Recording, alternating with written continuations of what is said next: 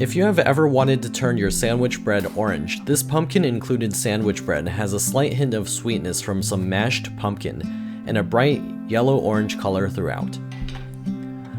This recipe starts with smashing the like button and subscribing to the channel, followed by making some pumpkin paste.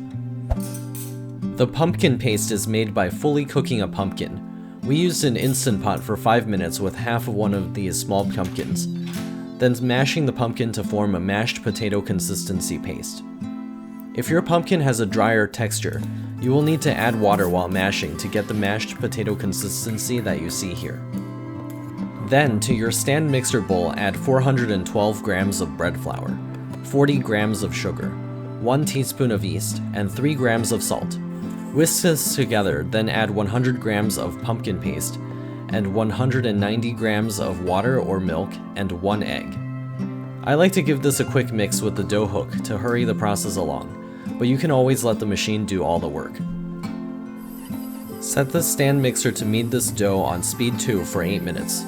After 8 minutes of kneading, add 36 grams of butter in 2 parts while the machine kneads. The kneading process is complete when all of the butter has been incorporated. With the dough, form a smooth ball on an oiled surface, then allow it to rise in a warm spot for about an hour or until doubled in size. Then punch the dough down and divide it in half. Take 1/2 of the dough and roll it out to a long rectangle about a 1/4 inch thick. Then fold the rectangle like a letter and rotate it 90 degrees. Roll this out to a rectangle about the same size, then roll it up into a log. Repeat with the second half.